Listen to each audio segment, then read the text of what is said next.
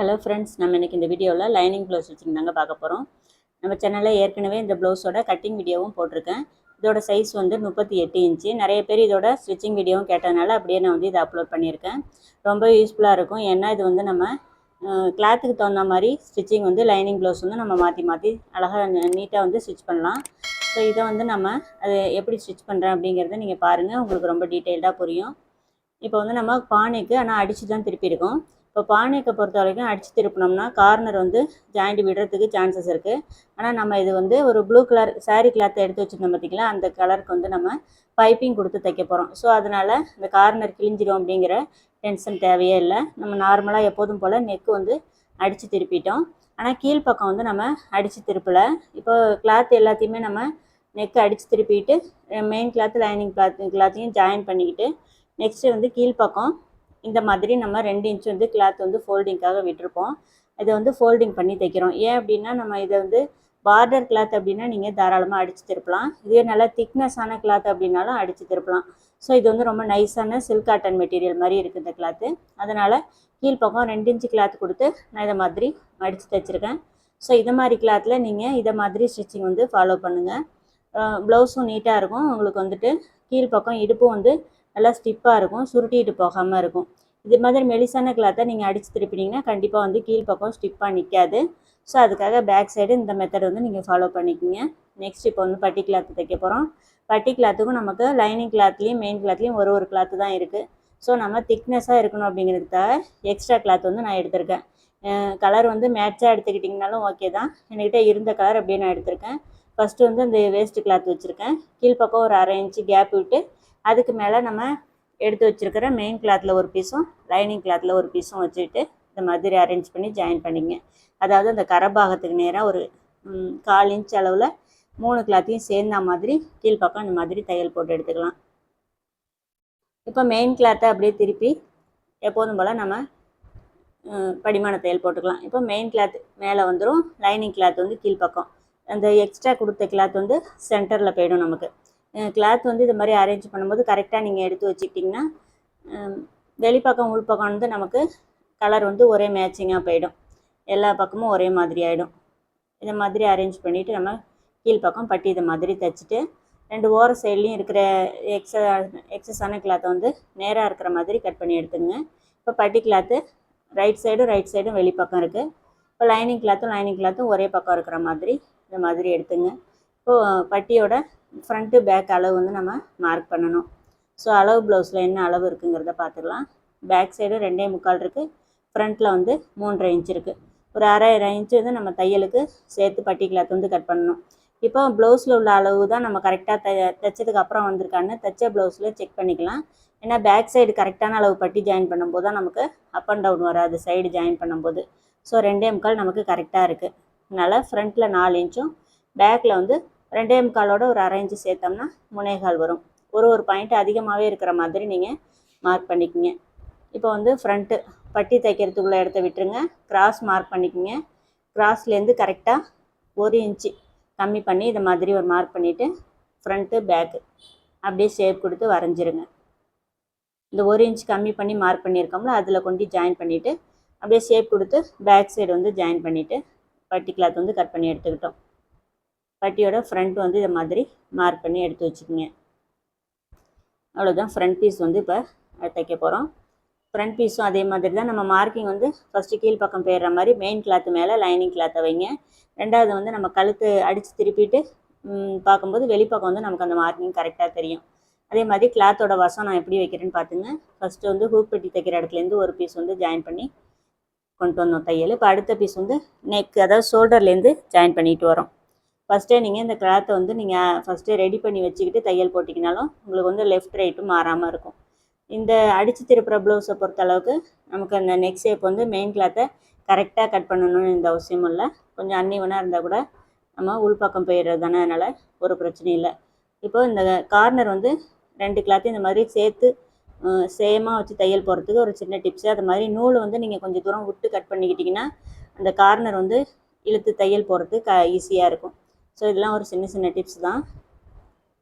இப்போ 2 கிளாத்லேயும் நம்ம வெளிப்பக்கம் திருப்பி எட்ஜில் தையல் போட்டுக்கிறேன். நான் லைனிங் கிளாத் மேலே எதுவும் தையல்லாம் போடலை. ஃபஸ்ட்டு ஜாயின் பண்ணிவிட்டு அப்படியே திருப்பி வந்து மெயின் கிளாத்தில் தையல் போடுறேன். உங்களுக்கு இதை மாதிரி திருப்பி தையல் போட வரல அப்படின்னா லைனிங் கிளாத்தில் தையல் போட்டுட்டு மறுபடியும் திருப்பி எட்ஜி தையல் போடுங்க.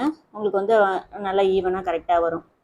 பிகினர்ஸ்க்கு அதை மாதிரி கூட நீங்கள் யூஸ் பண்ணிக்கலாம். இல்லை உங்களுக்கு இதை மாதிரி தைக்க வரும் அப்படின்னா இதே மெத்தடில் நீங்களும் தைச்சி பாருங்கள். இப்போ மெயின் கிளாத்து லைனிங் கிளாத் எப்போதும் போல் நம்ம ஜாயின் பண்ணி எடுத்துக்கலாம். எப்போதும் சொல்கிறது தான், மெயின் கிளாத்தில் வந்து லூஸே கொடுக்காதீங்க. நல்லா ஸ்டிப்பாக எடுத்துகிட்டு லைனிங் கிளாத்தில் கொஞ்சம் லூஸ் இருந்தால் கூட பரவாயில்ல. ஏன்னா நனைச்சதுக்கப்புறம் சுருங்கிட்டு மெயின் கிளாத் லைனிங் கிளாத் ரெண்டும் நமக்கு ஈவனாக வந்துடும். ஸோ இப்போ வந்து நம்ம டாட் பிடிச்சிருக்கோம், டாட் வந்து மார்க் பண்ணியிருக்கோம், அதெல்லாம் வந்து தையல் போட்டு எடுத்துக்கலாம்.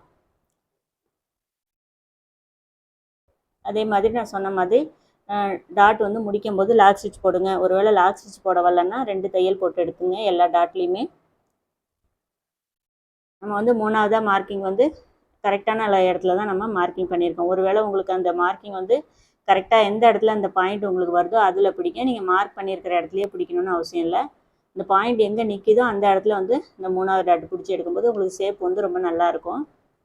இப்போ 38 சைஸ்க்கு இது வந்து கட்டிங் வீடியோவோடு சேர்த்து நீங்கள் பார்த்தீங்கன்னா ரொம்ப ஈஸியாக புரியும். அளவுகள் வந்து 38 சைஸுக்கு கழுத்து அகலம், ஷோல்டர் அகலம் எல்லாமே நீங்கள் இதையே வந்து யூஸ் பண்ணிக்கலாம். 39 இன்ச்சு வரைக்குமே நீங்கள் நான் இதில் சொல்லியிருக்கிற அளவுகள் வந்து நீங்கள் யூஸ் பண்ணிக்கலாம். இப்போ ஃப்ரண்ட் பீஸ் வந்து இதை மாதிரி ஃபைனல் பண்ணிக்கிட்டோம். நெக்ஸ்ட்டு பட்டி கிளாத் வந்து ஜாயின் பண்ணிக்கலாம். நான் இது வந்து பிசுறு மூடி அது மாதிரிலாம் தைக்கல. சும்மா நார்மலாக வந்து ஒரு பிகினர்ஸுக்கு வந்து ஈஸியான மெத்தடில் எப்படி தைக்க முடியுமோ அந்த மாதிரி நான் தைச்சி காமிச்சிருக்கேன். இப்போ பட்டி கிளாத்தில் மெயின் பீஸ் வச்சுட்டு ஃப்ரண்ட் பீஸ் வச்சு ஜாயின் பண்ணிக்கலாம். நான் இதில் காமிச்சிருக்கிற மாதிரியே நீங்கள் தையல் போட்டு எடுத்துங்க. இப்போ இதை மாதிரி டபுள் ஸ்டிச் போட்டு எடுத்துங்க. நெக்குக்கெலாம் எப்படி போடுவோம் அதே மாதிரி ஜாயிண்ட்டை ஃபஸ்ட்டு கீழ் பக்கம் திருப்பி 1 ஃபுட் கேப் இருக்கிற மாதிரி தையல் போட்டுட்டு எட்ஜி தையல் வந்து வெளிப்பக்கத்துலேருந்து போட்டு எடுங்க. வெளிப்பக்கம் பார்க்க அப்போ நல்லா ஃபினிஷிங் வந்து நமக்கு ரொம்ப நீட்டாக இருக்கும்.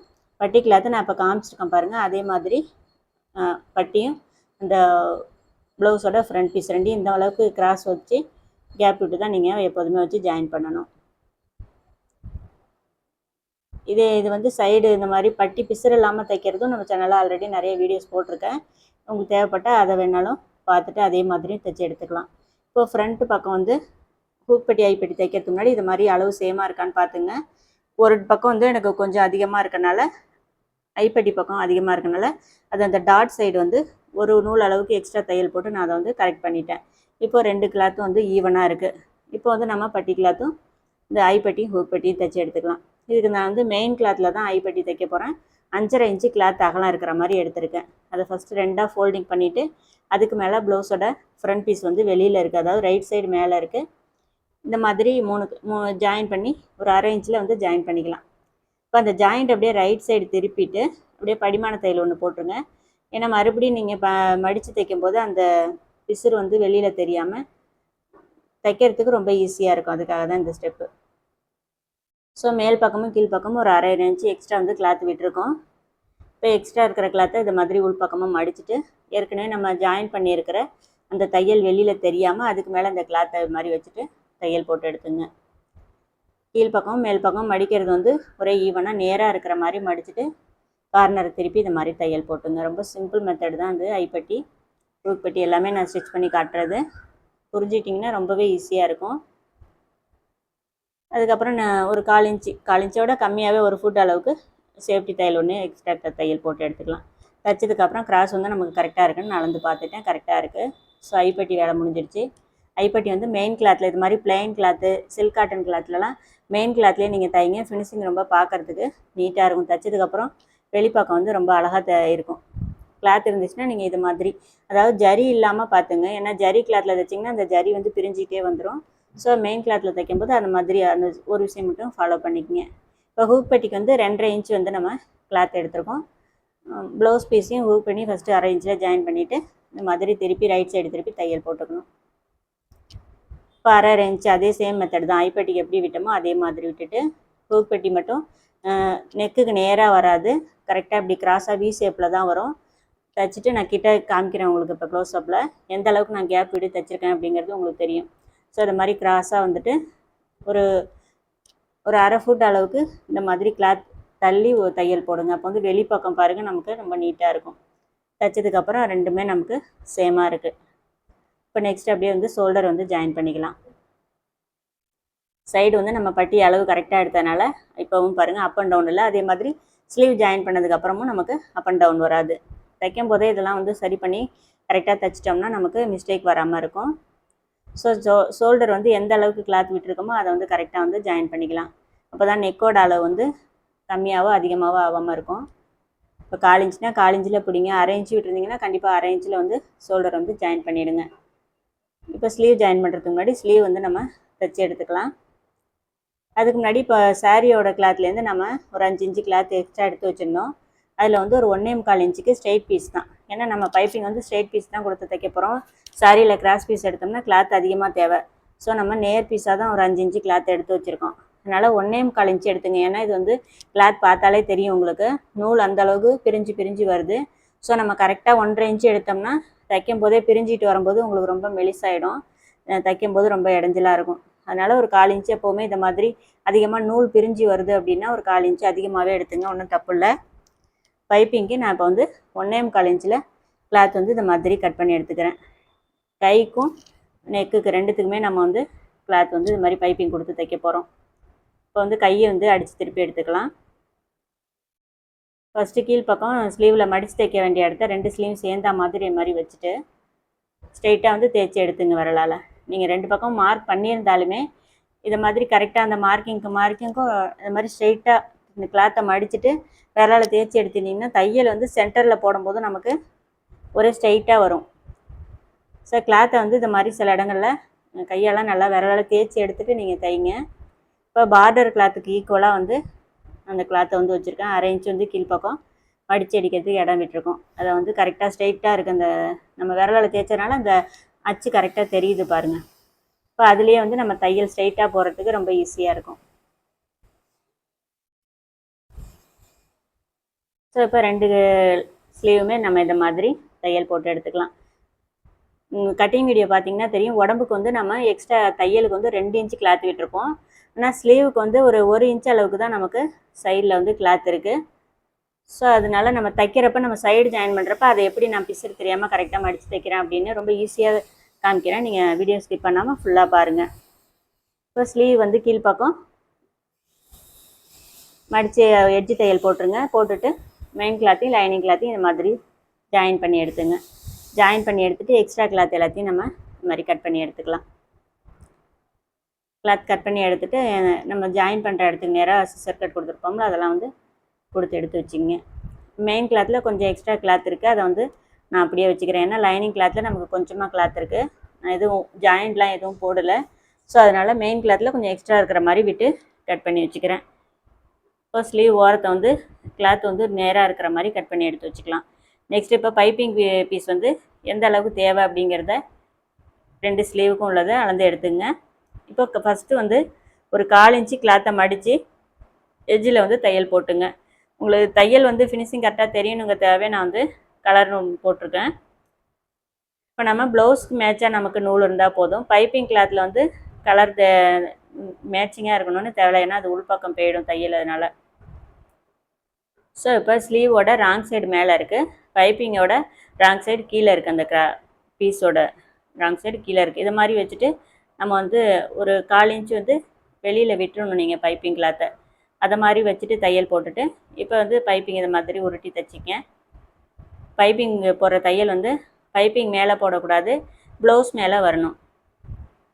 இந்த ப்ளவுஸோட பார்டரில் இந்த பைப்பிங்கை ஒட்டின மாதிரி நம்ம தையல் போட்டு எடுத்துக்கிட்டு இப்போ வெளிப்பக்கம் இந்த மாதிரி பேக் சைடு வந்து கிளாத் வந்து எக்ஸ்ட்ரா கீழ் பக்கம் வராமல் இருக்கிறதுக்காக 1 ஃபுட் வச்சு இந்த மாதிரி தையல் போட்டு எடுத்துங்க, படிமான தையல் மாதிரி.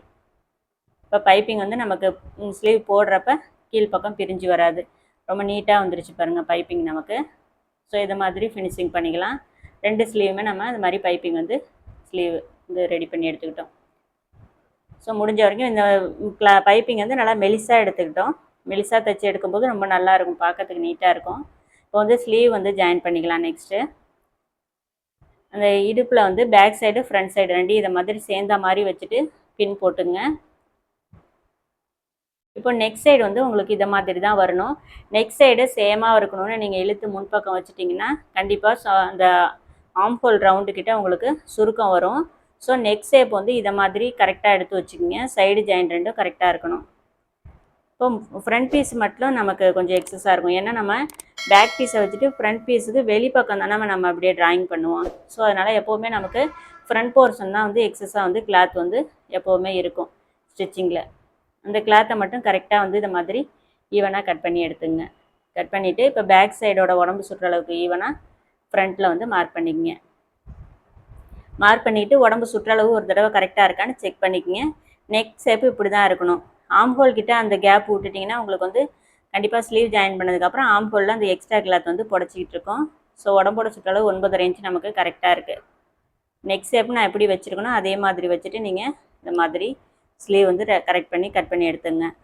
இப்போ நான் என்னோடய ஸ்டைலில் வந்து உடம்போட சுற்றளவும் ஸ்லீவோட ஆம்ஹோல் சுற்றளவும் கரெக்டாக இருக்கான்னு செக் பண்ணிக்கிறேன். எப்போவுமே ஸ்லீவோட சுற்றளவு ஆம்ஹோல் கிட்ட ஒரு 1/4 இன்ச்சு அதிகமாக இருக்கணும்.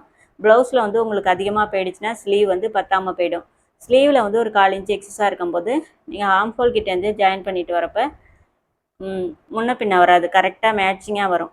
ஸோ இது மாதிரி மெத்தடில் நீங்கள் ஒரு தடவை அளந்து பார்த்துட்டு ஸ்டிச் பண்ணி பாருங்கள். கரெக்டாக வந்துச்சா என்னங்கிறத எனக்கு கமெண்ட் செக்ஷனில் சொல்லுங்கள். ஸோ நான் சொல்கிற டிப்ஸ் எல்லாம் நீங்கள் கரெக்டாக ஃபாலோ பண்ணிங்கன்னா உங்களுக்கு மிஸ்டேக் வராமல் நீங்களும் கரெக்டாக தைக்கலாம். அதில் ஏதாவது கொஞ்சம் மாற்றி நீங்கள் ஏதாவது செய்யும்போது தான் உங்களுக்கு ஏதாவது மிஸ்டேக் வர்றது. அதை கொஞ்சம் நிதானமாக புரிஞ்சுக்கிட்டிங்கன்னா கண்டிப்பாக உங்களால் ஈஸியாக வந்து இந்த மெத்தடில் ஸ்டிச் பண்ண முடியும். ஸோ எப்போதும் போல் நம்ம ஆம்ஹோல் ஜாயின் பண்ணிவிட்டு 2 தையல் போட்டு எடுப்போம்ல, அதை மாதிரி தையல் போட்டு எடுத்துக்கலாம். ஸோ விரலால் இந்த மாதிரி கொஞ்சம் கொஞ்சம் அப்படி ப்ரெஸ் பண்ணிகிட்டே நீங்கள் தையல் போடும்போது கிளாத் எங்கேயாவது உங்களுக்கு அடிப்பக்கம் கொஞ்சம் சுருண்டு இருந்தால் கூட விரலில் தெரியும். ஸோ அதனால தான் இந்த மாதிரி ஸ்டெப்லாம் நம்ம ஃபாலோ பண்ணுறது. ஸ்லீவ் வந்து ஜாயின் பண்ணி எடுத்துக்கிட்டோம் ரொம்ப நீட்டாக. இப்போது ஷோல்டர் அகலம் 2.25 இன்ச்சு இந்த ப்ளவுஸ்க்கு கரெக்டாக இருக்குது. சைடும் நமக்கு அப் அண்ட் டவுன் இல்லை, கரெக்டாக வரும்.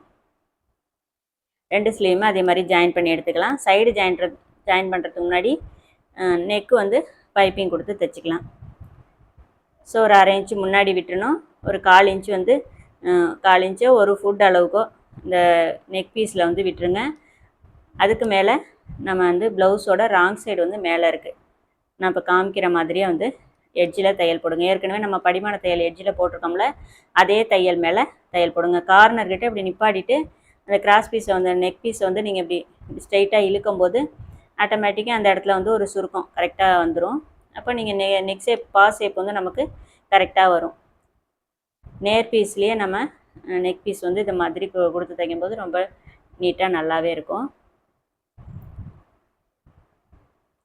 அந்த எட்ஜி தையல்னால் எட்ஜிலேயே வரணும். உங்களுக்கு கொஞ்சம் தள்ளி நீங்கள் ஒரு எட்டக போட்டுட்டிங்கன்னா கூட அந்த பைப்பிங் ஷேப் வந்து மாறிடும். அதனால் ஒரே அளவில் ஈவனாக வந்து தையல் போட்டு எடுத்துங்க. ஸோ உங்களுக்கு பார்த்தா தெரியும் எந்தளவுக்கு நான் வந்து முன்பக்கம் கிளாத் விட்டுருக்கேன் அப்படிங்கிறது. இப்போ அந்த கார்னர் கிட்ட சிசர் கட் கொடுக்கணும். அதே மாதிரி ரவுண்ட் நெக் அப்படிங்கிறப்ப அந்த ரவுண்ட் ஷேப் எங்கே வருதோ அந்த இடத்துக்கிட்ட ஒரு 2-3 இடத்துல சிசர் கட் கொடுக்கணும்.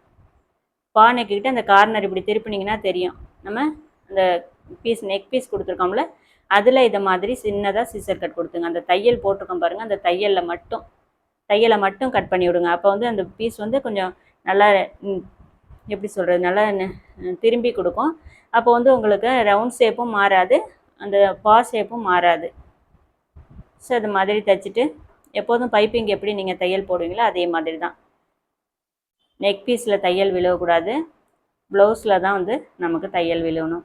பைப்பிங்க்கும் இந்த ப்ளவுஸ் பீஸுக்கும் இடையில ஒரு பள்ளம் மாதிரி கரெக்டாக வரும். அதுலேயே வந்து நீங்கள் தையல் போட்டுக்கிட்டே வரணும். இந்த மாதிரி அடித்து திருப்பிட்டு நீங்கள் பைப்பிங் தைக்கும்போது அதில் என்ன ஒரு நல்லதுன்னா, உங்களுக்கு நல்லா பைப்பிங் எவ்வளோ வைக்கவே தெரியாது அப்படிங்கிறவங்க கூட நல்லா மெலிசாக வந்து வைக்கலாம். இப்போ தைச்சிட்டு வரும்போதே எந்த அளவுக்கு அந்த கிளாத் வந்து அந்த நெக் பீஸில் பிரிஞ்சு வருதுன்னு நீங்கள் பார்த்துருப்பீங்க. ஸோ அதனால தான் நம்ம 1.25 இன்ச்சு எடுத்தது. இதுவே நீங்கள் கம்மியாக 1 இன்ச்லாம் எடுத்துட்டோம்னா நம்ம தைக்க கிளாத்தும் பிரிஞ்சுக்கிட்டே வந்துடும். அதை சரி பண்ணும்போது அப்புறம் நெக் பீஸும் குறைஞ்சி போய் பைப்பிங் வந்து உருட்டுறதுக்கு சரியாக வராது.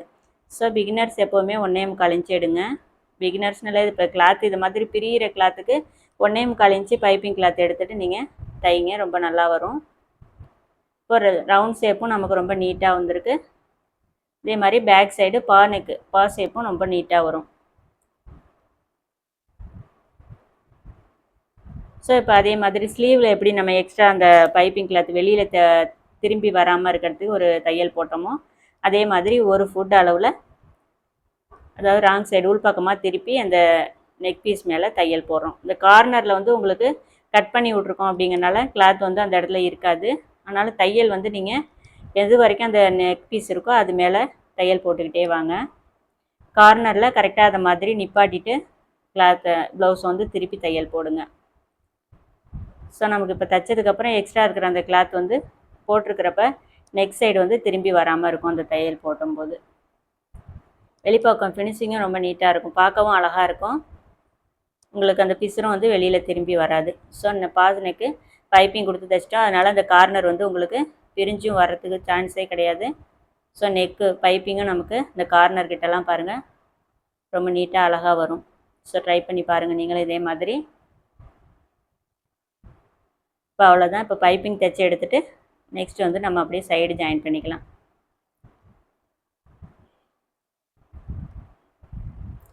சைடு ஜாயின் பண்ணுறதுக்கு முன்னாடி இடுப்பில் வந்து அளவு ப்ளவுஸில் இடுப்பு என்ன அளவு இருக்குங்கிறத செக் பண்ணிக்கலாம். ஹூக் பட்டி பக்கம் சேர்த்து அளக்கணும், ஐப்பட்டி பக்கம் ஐப்பட்டியை விட்டுட்டு அளக்கணும். 7.25 இன்ச்சு இருக்குது நமக்கு. மொத்தமாக இந்த ப்ளவுஸோட இடுப்பு சுற்றளவு வந்து 33 இன்ச்சு. ஸோ 7.25 இன்ச்சு வச்சுட்டு நம்ம வந்து ஜாயின் பண்ணுறோம், சைடு ஜாயின் பண்ணுறோம். பேக்கு ஃப்ரண்ட்டு ரெண்டும் ஈவனாக வச்சுருக்கோம். இப்போ இடுப்புகிட்ட ஜாயின் பண்ணி நிப்பாட்டிட்டு அப்படியே ஸ்லீவ் வந்து மார்க் பண்ணிக்கலாம். ஸ்லீவோட சுற்றளவு அளவு ப்ளவுஸில் இருக்கிற அளவையும் நம்ம வந்து மார்க் பண்ணிக்க போகிறோம். 6.5 இன்ச் இருக்குது.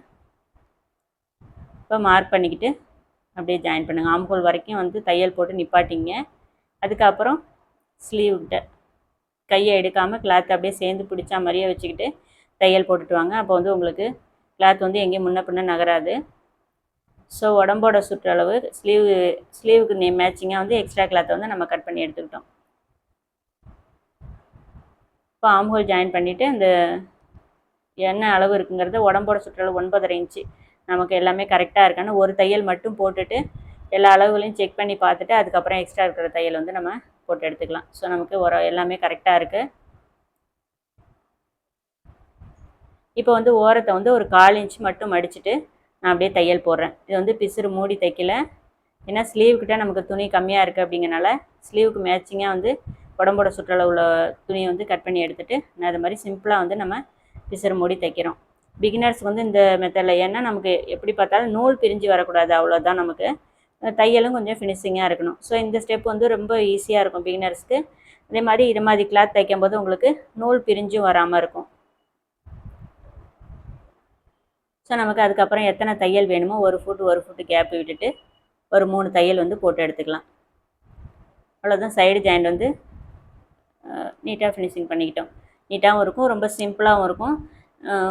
புரிஞ்சிக்காதவங்க கூட ரொம்ப ஈஸியாக புரிஞ்சுட்டு தைக்கலாம். அந்தளவுக்கு இது வந்து ரொம்ப ஈஸியான ஸ்டெப்பு. அதே மாதிரி ப்ளவுஸ் வந்து சைடு ஜாயின் பண்ணும்போது ஒரு பக்கம் இடுப்பு பக்கத்துலேருந்து வரும், இன்னொரு பக்கம் வந்து கை பக்கத்துலேருந்து வரும். ஏன் அப்படின்னா நம்ம வந்து ஜாயின் பண்ணுறது வந்து ப்ளவுஸோட ஃப்ரண்ட்டு வந்து நமக்கு தெரிகிற மாதிரி அளவு வச்சுட்டு மார்க் பண்ணி தைக்கும்போது தான் நமக்கு இந்த ஆம்ஹோல் ஜாயிண்ட்டுக்கிட்டலாம் கரெக்டாக தையல் வருதா என்னங்கிறது நமக்கு தெரியும். ஸோ எப்போவுமே நம்ம ஃப்ரண்ட் பக்கம் தான் வந்து சைடு வந்து ஜாயின் பண்ணி எடுத்துப்போம். அதனால தான் ஒரு பக்கம் இடுப்பு பக்கத்துலேருந்து வரும், இன்னொரு பக்கம் ஜாயின் பண்ணும்போது நமக்கு ஸ்லீவ் பக்கத்துலேருந்து ஜாயின் பண்ணுற மாதிரி இருக்கும். பேக் சைடு திருப்பினிங்கன்னா அது அந்த அளவுக்கு வந்து நமக்கு கரெக்டாக வராது. ஸோ ஆம்ஹோல் ஜாயிண்ட் எல்லாமே நமக்கு கரெக்டாக வந்துடுச்சு. இப்போ உடம்போட சுற்றளவும் நமக்கு 2 பக்கமும் ஒரே அளவில் கரெக்டாக தைச்சி எடுத்துட்டோம்.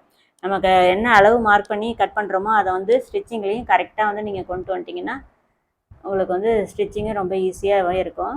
இப்போது இடுப்போட சுற்றளவு 33 இன்ச் வேணும். அதை அளந்து எடுத்துக்கிட்டு எக்ஸ்ட்ரா எந்த அளவுக்கு கிளாத் இருக்குதுன்னு பார்த்துக்கலாம். ஏன்னா அதை தான் நம்ம வந்து டாட் பிடிச்சி எடுக்க போகிறோம். இந்த ப்ளவுஸில் வந்து 2.25 இன்ச்சு இருக்குது. இந்த 2.25 இன்ச்சு அப்படியே வந்து டேப்பால் மடித்து பாருங்கள். இந்த மாதிரி ஒரு 1/2 இன்ச்சு ஒரு பாயிண்ட் எக்ஸ்ட்ரா வரும். நம்ம 1/2 இன்ச்சு பிடிச்சாலே போதும், கரெக்டாக இருக்கும். ஸோ 2 சைடுமே நம்ம இந்த மாதிரி பிசுறு வந்து மடித்து அடிச்சுட்டு எக்ஸ்ட்ரா போட வேண்டிய தையெல்லாம் போட்டுக்கலாம். சைடெல்லாம் ரொம்ப நீட்டாக ஃபினிஷிங்காக வந்து நூல் பிரிஞ்சு வராமல் அந்த தையலை வெளியில் தெரியாமல் ஜாயின் பண்ணுற வீடியோவும் நான் வந்து ஏற்கனவே போட்டிருக்கேன். எண்டு ஸ்க்ரீனில் வீடியோ கொடுக்குறேன், தேவைப்படுறவங்க பாருங்கள். ஸோ அவ்வளோதான். சைடு வந்து ரொம்ப சிம்பிளாக வந்து நம்ம ஃபினிஷிங் பண்ணிக்கிட்டோம். நெக்ஸ்ட் வந்து அப்படியே டாட் பிடிச்சிக்கலாம். ப்ளவுஸ் வந்து இந்த மாதிரி அப்படியே பேக் சைடு வந்து மடித்து எடுத்துங்க. இப்போ இடுப்போட சைடு ஜாயிண்ட் ரெண்டும் ஒன்றா இருக்கிற மாதிரி வச்சுங்க. சைடு ஜாயிண்ட்லேருந்து முதுகு பக்கம் வரைக்கும் இருக்கிற அளவு வந்து அப்படியே அளந்து எடுத்துகிட்டு அதில் சென்ட்ரு மார்க் பண்ணிக்கங்க. 9 இன்ச்சு இருக்குது, அதில் 4.5 இன்ச்சுன்னு மார்க் பண்ணிக்கிறேன். இப்போ 1/2 இன்ச்சு டாட் ஆரம்பித்து கிராஸை வந்து இந்த மாதிரி பிடிச்சி எடுத்துக்கலாம். ஸோ ரொம்ப சிம்பிளாக வந்து இந்த ப்ளவுஸ் ஸ்டிச்சிங் வந்து நீட்டாக ஃபினிஷிங் பண்ணிட்டோம். பிகினர்ஸ்க்கு எல்லாருக்கும் ரொம்பவே யூஸ்ஃபுல்லாக இருக்கும். வீடியோ பிடிச்சிருக்குன்னு நினைக்கிறேன். வீடியோ பிடிச்சிருந்தா மறக்காமல் வீடியோக்கு ஒரு லைக் கொடுத்துருங்க. அப்புறம் இதே மாதிரி தொடர்ந்து யூஸ்ஃபுல்லான வீடியோ பார்க்க இந்த சேனலை சப்ஸ்கிரைப் பண்ணி வச்சுக்கோங்க. ஆளுங்கிற ஆப்ஷனை கொடுத்து பெல் ஐக்கானே கிளிக் பண்ணி வச்சுக்கிட்டிங்கன்னா நான் போகிற வீடியோஸ் எல்லாமே உங்களுக்கு நோட்டிஃபிகேஷன் வந்துடும். ஸோ நம்ம ஹூக் கட்டுறதுக்கு எந்தெந்த இடத்துல இது மாதிரி ஹூக்குக்கு மார்க் பண்ணிக்கிறோம். உள்பக்கம் வெளிப்பக்கம் எல்லாமே ஃபினிஷிங் பாருங்கள் எப்படி இருக்குன்ட்டு. அவ்வளோதான் ஃப்ரெண்ட்ஸ். இதே மாதிரி யூஸ்ஃபுல்லான வேறு ஒரு வீடியோவில் பார்க்கலாம். Bye friends.